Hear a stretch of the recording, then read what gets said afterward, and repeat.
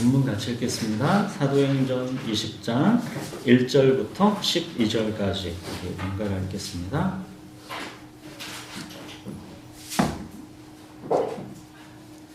소요가 그침에 바울은 제자들을 불러 권한 후에 작별하고 떠나 마게도냐로 가니라.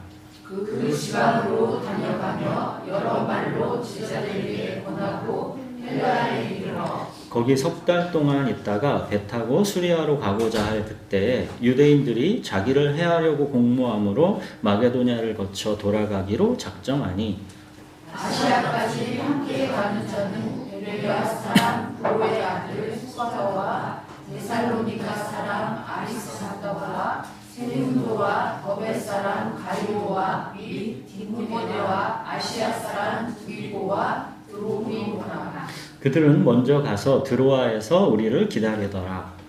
우리는 무교절 후에 빌립보에서 배로 떠나 닷새간에 드로아에 있는 그들에게 가서 이레를 머무니라. 그 주간의 첫날에 우리가 떡을 떼려 하여 모였더니 바울이 이튿날 떠나고자 하여 그들에게 강론할세 말을 밤중까지 계속하매 우리가 모인 밑가락에 두부를 많이 켰는데 유두구로 하는 청년이 창에 걸터 앉아 있다가 깊이 졸더니 바울이 강론하기를 더 오래 하매 졸음을 이기지 못하여 3층에서 떨어지거늘 일으켜 보니 죽었는지라.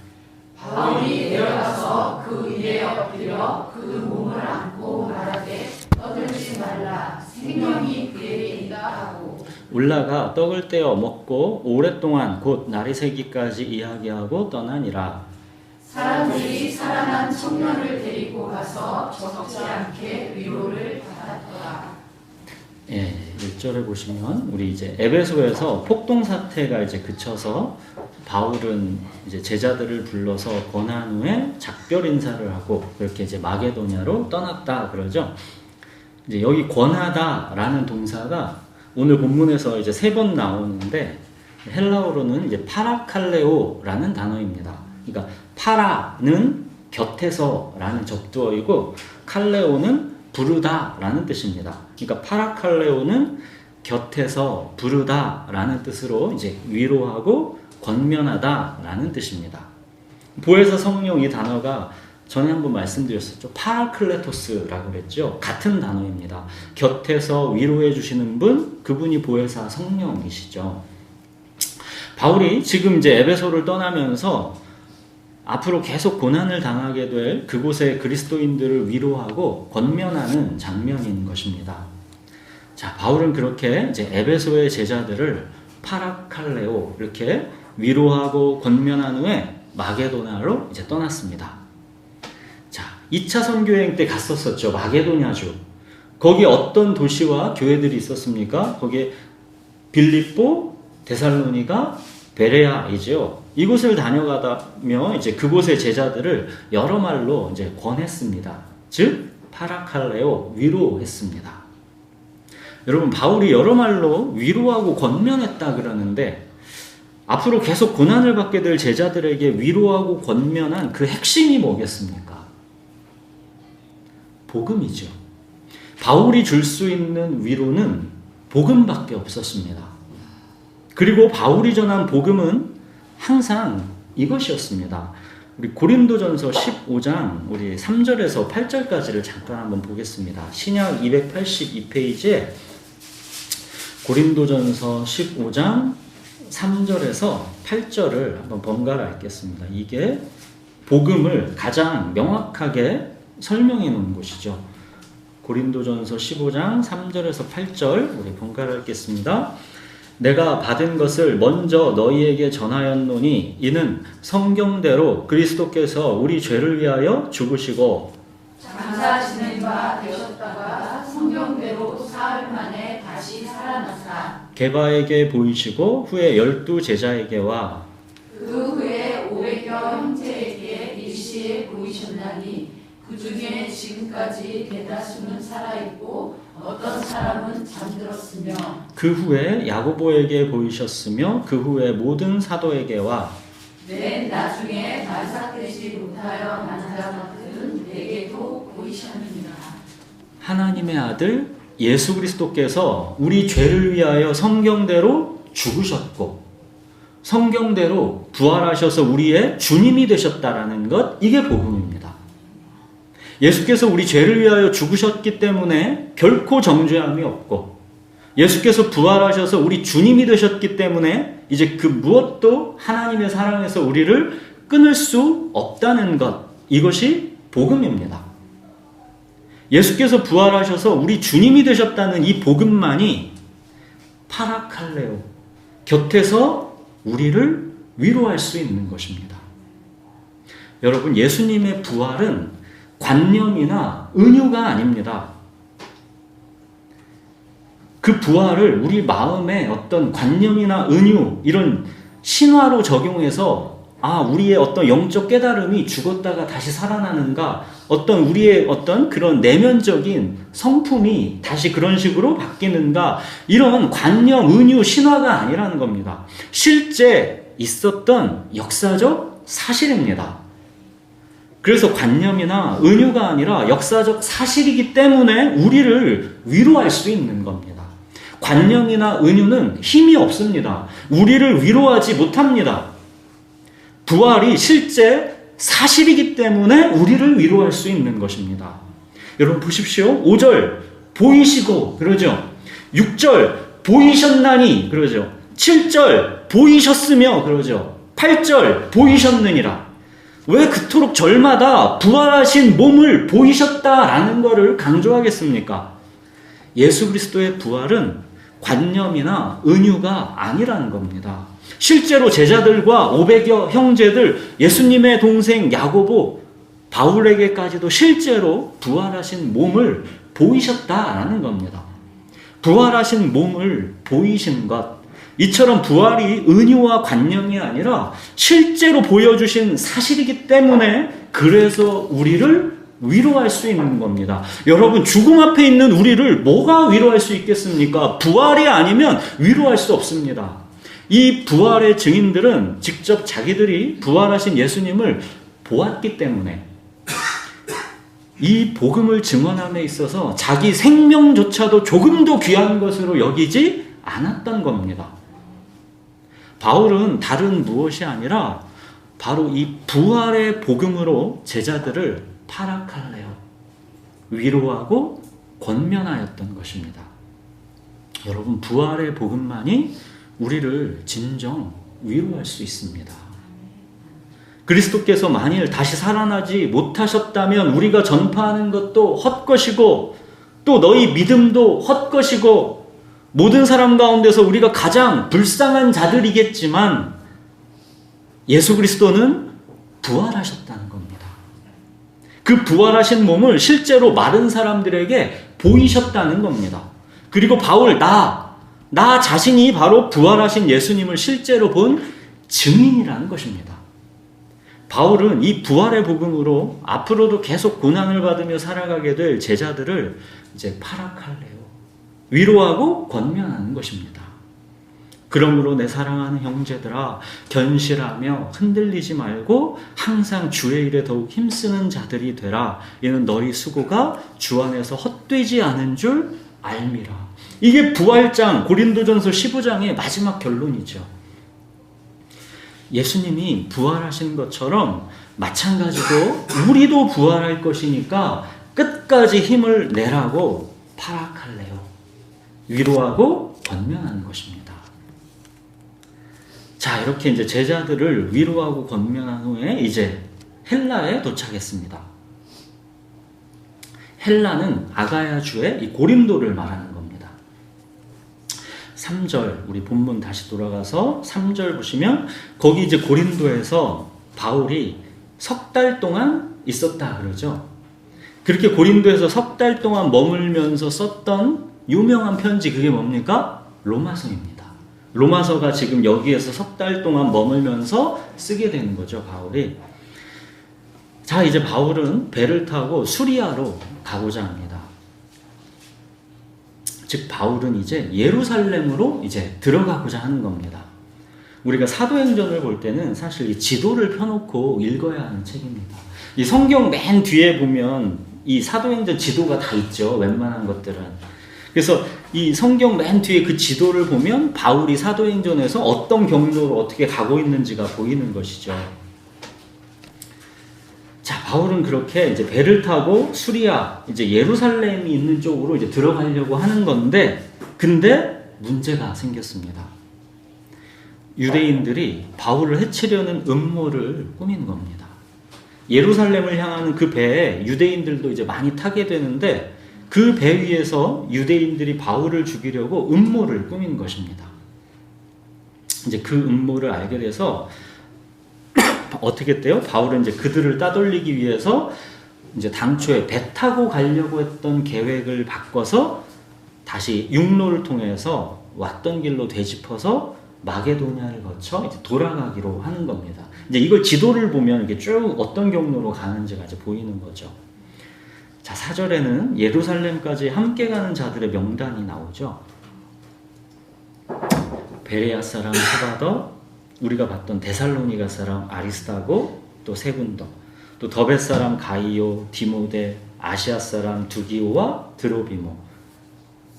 자, 이 사람들은 먼저 배 타고 드로아에 가서 이제 거기 기다리고 있었고, 바울은 음모를 꾸미는 유대인들을 피해서 이제 육로를 통해서 마게도냐의 빌립보까지 가서 거기서 이제 배 타고 드로아를 건너가서 그들이랑 이제 거기서 합류하는 겁니다. 6절에 보시면 우리는 이라는 말이 나오죠.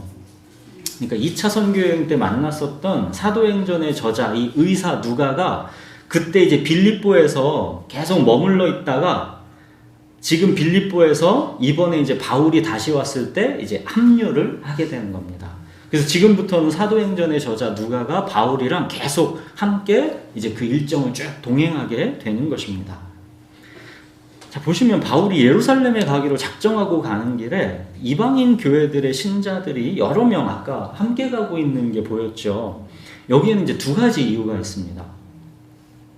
우선 예루살렘의 심한 가뭄으로 바울은 그 예루살렘 그 사람들을 돕기 위해서 이방인 교회들에게 이제 구제헌금을 다 부탁해 놨죠. 이게 서신서에 보면 나오잖아요. 구제헌금을 다 부탁해서 그 헌금을 이제 다 모아서 이제 예루살렘으로 가져가는 중입니다.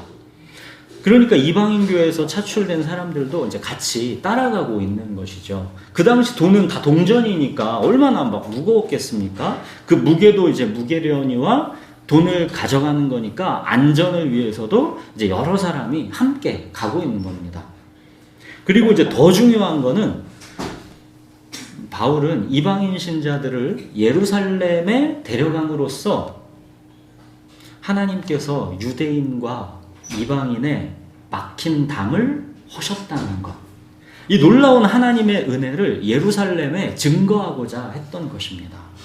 복음의 열매들인 이방인 신자들을 예루살렘에서 이제 감사의 제물로 하나님께 바치는 그런 심정인 것이죠. 자, 그렇게 이제 바울과 사도행전의 저자 누가 그리고 이방인 사절단 이 사람들이 모두 어디에 모였습니까? 드로아에서 모였습니다. 여러분 이제 드로아에서 모였다고 하죠. 여러분 바울은 오늘 본문 1절에서 에베소에서 마게도냐로 이렇게 처음 그 지역으로 지금 갈 때 그때도 당연히 드로아를 거쳐갔었습니다. 드로아 항구에서 배 타고 이제 마게도냐로 건너가게 돼 있는 것이거든요. 그때 드로아에서 바울이 잠시 머물면서 그때 드로아의 복음의 문이 열렸습니다. 아쉽게도 근데 그때 바울은 드로아에서 오래 머물지 못했습니다. 그게 고린도 후서에서 나오죠. 내가 그리스도의 복음을 위하여 드로아의 이름에 주 안에서 문이 내게 열렸으되 내가 내 형제 디도를 만나지 못함으로 내 심령이 편하지 못하여 그들을 작별하고 마게도냐로 갔노라. 그러니까 드로아에서 복음의 문이 열렸는데 그때 바울이 고린도 교회 문제로 마음이 너무 심란하고 급해서 드로아에서 오래 머물지를 못했다는 겁니다. 복음을 집중적으로 전하지를 못했다는 겁니다. 바로 그냥 그들이랑 작별하고 마게도냐로 건너가는 겁니다. 마게도냐에서 디도를 빨리 만나서 고린도 교회 소식을 듣고 싶었던 거죠. 그렇게 드로아는 복음의 문이 열렸음에도 불구하고 건너뛰어진 겁니다. 여러분 이곳 드로아는 사실 이번에도 바울이 방문할 계획이 없던 곳입니다. 바울이 고린도에서 아까 만약 그냥 배 타고 당초 계획대로 예루살렘으로 향했다면 드로아 교회는 바울을 평생 만나지 못했을 겁니다. 이후로. 그러나 보십시오. 유대인들이 바울을 죽이려고 음모를 꾸며서 당초 계획을 바꿔 육로로 돌아가는 길을 택했기 때문에 그 경로상의 드로아를 방문하게 된 겁니다. 유대인들은 바울을 죽이려는 음모를 꾸몄지만 하나님은 그 악한 계획 속에서도 하나님이 이미 작정하신 일, 드로아 교회를 위로하고 굳건하게 하는 일을 이루시는 겁니다. 자, 7절부터는 이곳 드로아에서 주일 예배 때 있었던 일입니다. 우리가 성경에서 초기 기독교 교회의 주일 예배의 모습이 어떤지를 잘 모르죠. 이게 처음 여기가 소개되는 장면입니다. 성경에서 이 초기 기독교 교회들의 주일 예배 모습이 여기에 이렇게 쭉 소개되어 있는 거죠. 초기 교회의 이 주일 예배 풍경이 어떤지 이걸 우리들이 여기서 볼 수가 있는 겁니다. 7절 보시면 그 주간의 첫날에 라고 하죠. 여러분, 유대인들은 이 유대교는 언제 모입니까? 안식일, 그죠? 토요일에 모였죠. 그렇지만 그리스도인들은 보십시오. 주일에 모이는 겁니다. 예수님이 안식한 다음 날, 안식일 다음 날 이 부활하셨기 때문에, 그죠? 예수님의 부활을 기념해서 안식일 다음 날인 이 주일에 모이는 것이고, 그날을 주의 날, 주일이다 이렇게 부르는 겁니다. 자, 바로 그 주의 날, 주일에 드로아 교회가 이제 저녁에 모였습니다. 이때는 저녁에 모였죠. 이때는 낮에 아침에 계속 일을 하니까 저녁에 모이는 겁니다. 하루 종일 일을 하니까 이게 어쩔 수가 없는 거죠. 저녁에 모여서 이제 함께 떡을 떼고 말씀을 들었다 그러죠. 이게 예배였습니다. 예배는 오늘날처럼 이렇게 1시간 딱 정해져 있어가지고 그 시간에 제한을 받는 그런 모임이 아니었습니다. 시간에 관계없이 그냥 상황에 따라 말씀이 막 밤늦게까지 이어질 수도 있는 그런 예배였습니다. 지금 드로아에서 이날은 특히나 바울이 이제 다음날 떠나기 때문에 바울에게 밤늦게까지 말씀을 더 들어야 되기 때문에 강론이 늦게까지 이루어진 겁니다. 여러분, 예수님의 부활을 기념하는 주일 예배에서 바울이 전한 말씀의 핵심이 뭐였겠습니까? 당연히 예수 그리스도의 십자가와 부활의 복음이죠. 성경대로 예수께서 우리 죄를 위하여 죽으셨고 성경대로 예수께서 부활하셔서 우리의 주님이 되셨다라는 것. 이게 바로 주의 날, 주일에 선포되는 메시지의 핵심인 것입니다. 자, 근데 이 주일 예배 중에 어떤 사건이 벌어졌습니다. 8절 보십시오. 윗 다락에 등불을 많이 켜두었다 그러죠. 그러니까 당연히 이제 끓음이 막 올라왔겠죠. 그래서 이제 9절에 보면 유도고라는 청년이 창에 걸터 앉아 있다가 졸음이 이제 솔솔 몰려와서 깊이 졸았습니다. 유두고라는 이름은 그 당시에 노예들에게 대부분 붙여졌던 이름입니다. 유두고라는 이름은 운이 좋은 사람이라는 뜻입니다. 우리나라 이름으로 이제 복돌이, 복순이 이런 이름인 것이죠. 이 주일 예배에서 우리가 지금 볼 수 있는 풍경 중 하나는 노예와 주인, 이런 신분에 관계없이 모두가 함께 모여서 예배를 드리고 있다는 것, 이거 알 수 있죠. 그 당시에는 이렇게 얼마나 파격적인 것이겠습니까? 그러니까 예수 그리스도 안에서 모든 막힌담이 다 허물어지고 다 한 가족이라는 겁니다. 자, 이 유두고라는 청년은 이제 하루 종일 일하고 왔을 거니까 이 밤에 얼마나 몸이 노곤하겠습니까? 이제 창 쪽에 걸터 앉아서 깊이 졸다가 막 졸음이 쏟아지는 걸 이기지 못해서 3층에서 떨어져서 죽었습니다. 10절 보시면 바울이 급히 내려가서 이미 죽은 이 유두고 위에 엎드려서 그의 몸을 안고 사람들에게 말합니다. 떠들지 말라. 생명이 그에게 있다. 그러니까 죽은 유두고가 다시 살아난 겁니다. 기절했다 살아난 게 아니라 이미 죽었다가 다시 살아난 것입니다. 지금 이 자리에는 의사 누가가 함께하고 있죠. 의사 누가가 9절에 죽었는지라 이렇게 기록했으면 의학적으로 유두구는 이미 죽었다는 뜻입니다. 그렇게 이미 죽은 유두구가 다시 살아나는 것입니다. 부활을 기념하는 이 주일 예배에 드로아 교회에 모인 모든 사람들이 정말로 눈앞에서 부활을 목격하는 겁니다. 바울이 밤늦게까지 예수 그리스도의 부활의 복음을 설교했는데, 그런데 눈앞에서 정말로 사람이 죽고 다시 살아나는 기적을 그들이 본 것입니다. 그래서 12절, 사람들은 살아난 청년 이 유두고를 데리고 가서 적지 않게 위로를 받았다 그러죠. 운이 좋은 사람이라는 뜻의 이 노예 유두고, 그는 자기 이름처럼 그렇게 운이 좋았던 인생이 사실 아니었죠. 노예였습니다. 근데 유두고가 예수 그리스도를 만났고 자기가 정말로 죽었다가 다시 살아나는 기적을 그가 체험했습니다. 이 유두고는 이제 정말 자기 이름처럼 운이 좋은 사람, 하늘에 속한 모든 신령한 복을 받은 사람이 되었습니다. 여러분, 이 유두고가 바로 우리 그리스도인들 아닙니까? 죄와 죽음에 한평생 매여 종노릇하던 노예들, 그러나 이제는 풀려나서 결코 정죄함이 없고 하나님의 사랑에서 그 무엇도 끊을 수가 없는 영원한 생명을 가진 하나님의 자녀들이 된 것이죠. 예수께서 이제 우리의 주님이시라 우리에겐 아무 부족하고 두려운 것 그런 게 없습니다. 죽었다 다시 살아난 자, 살아난 청년 유두고가 바로 우리들이죠. 여러분, 드로아 교회에서 있게 된 이 적지 않은 위로, 이것이 유대인들이 바울을 죽이려고 했던 그 음모에서 결국 비롯되었다라는 걸 생각하면 하나님의 주권과 섭리의 세계가 참 놀라운 것이죠. 요셉이 자기 인생 그 고난을 이렇게 해석하지 않았습니까? 당신들은 나를 해하려 하였으나 하나님은 그것을 선으로 바꾸사 오늘과 같이 많은 백성의 생명을 구원하게 하시려 하셨나니.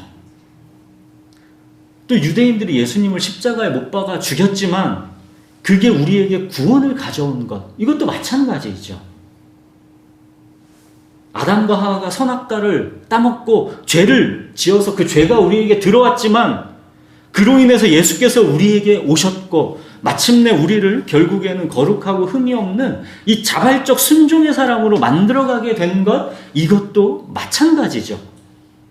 우리가 알거니와 하나님을 사랑하는 자, 곧 그의 뜻대로 부르심을 입은 자들에게는 모든 것이 합력하여 선을 이루느니라. 사랑하는 여러분, 우리에게 이처럼 모든 상황을 역전시켜 주시는 하나님의 은혜, 이게 뭘로 말미암은 겁니까? 예수 그리스도의 십자가와 부활이죠. 예수님이 십자가에서 우리의 모든 죄와 죽음을 멸하셨고 예수님이 부활하셔서 우리의 주님이 되셨기 때문에 이제 우리 삶에서의 모든 게 다 합력하여 하나님의 선, 하나님의 목적을 이루게 되는 것입니다. 여러분, 주일은 바로 부활하신 예수께서 우리의 주님이심을 감사하고 누리는 날입니다. 이 12절에 적지 않게 위로를 받았더라. 주일은 그렇게 우리가 적지 않게 위로를 받는 날인 것입니다. 여러분, 주일은 우리에게 부활 생명이 있다라는 것을 확인하는 날이고, 예수님이 죽었다가 다시 살아나셨듯이, 유두고가 또 죽었다가 다시 살아났듯이 우리도 마침내 이 몸이 부활하게 된다라는 이 부활 소망으로 가득 차게 되는 날입니다.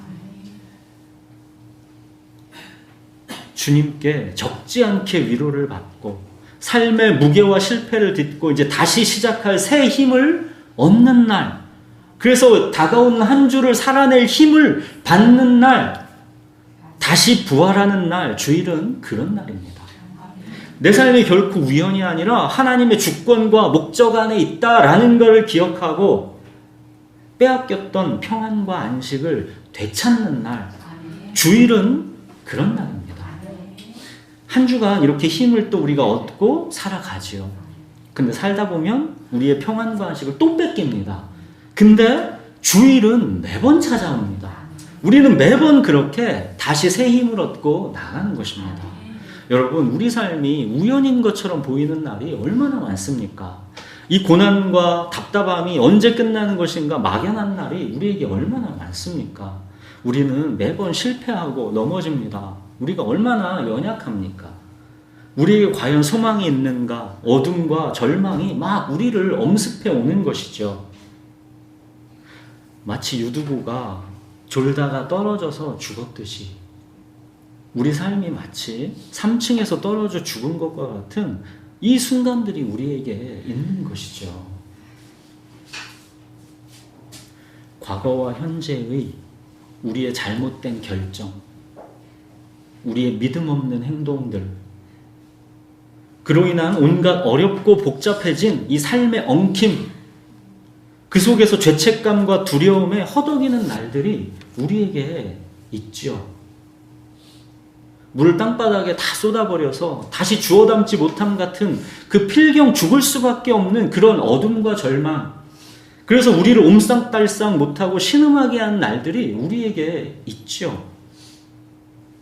또 그런 거창한 것들이 아니어도 불안과 염려, 두려움, 그로 인한 짜증과 원망과 불평과 신경질, 또 우리 호르몬과 외적 문제가 막 맞물려서 뭔가 내 마음을 편안하게 가만두지 않는 그런 상황들로 인해서 우리가 평안과 안식을 쉽게 잃어버리죠. 그러나 주의 날, 주일에 우리는 회복됩니다. 부활합니다. 주의 날, 주일에 하나님은 언제나 방책을 베푸셔서 우리를 다시 살아나게 하십니다. 여러분, 죽었던 유도구가 살아나는 날, 이 살아난 청년 유도구로 인해서 온 교회가 적지 않은 위로를 받는 날, 그날이 주일입니다. 살아난 청년 유도구는 부활의 증거입니다. 몸의 부활을 기다리며 이미와 아직 사이를 살아가고 있다는 것을 맛보기로 보여준 것입니다.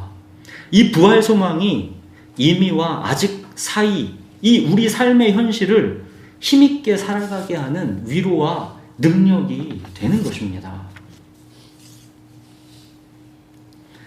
이미와 아직 그 사이에 우리의 삶의 현실을 살아나는 것, 이거 결코 만만한 일이 아니지만 우리에게는 복음으로 다시 살아나는 날, 복음으로 적지 않은 위로를 받는 날, 이 주의 날, 이 주일이 매번 돌아오는 것이죠.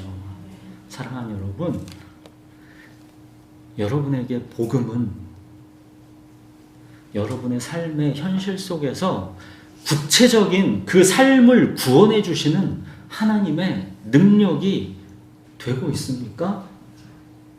여러분에게 복음은 영혼 구원만이 아니라 구체적인 내 일상의 삶을 구원해 주시는 하나님의 능력이 되고 있습니까? 예수께서 우리 죄를 위하여 성경대로 죽으셨고 성경대로 부활하셔서 우리의 주님이 되신 이 복음만이 우리의 영혼뿐만 아니라 우리의 구체적인 삶의 현실까지를 구원합니다. 주는 나의 목자시니 내게 부족함이 없도다. 여러분, 이 말씀은 믿고 의지하지 않는 사람에게는 그냥 단지 지식이요, 관념이요, 그런 긍정의 힘, 이 정도일 뿐이지만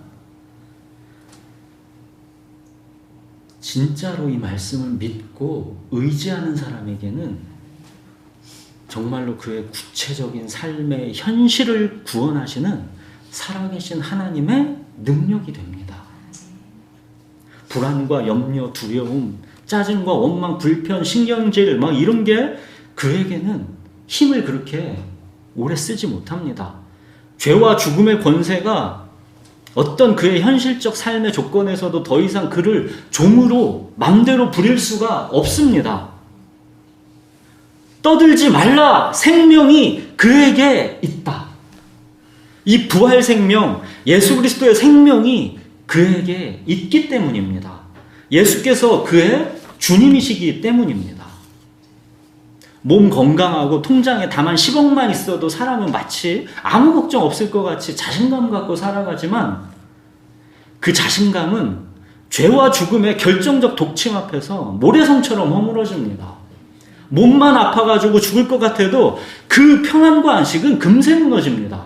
아무것도 아닙니다. 그건 완전 모래성에 불과합니다.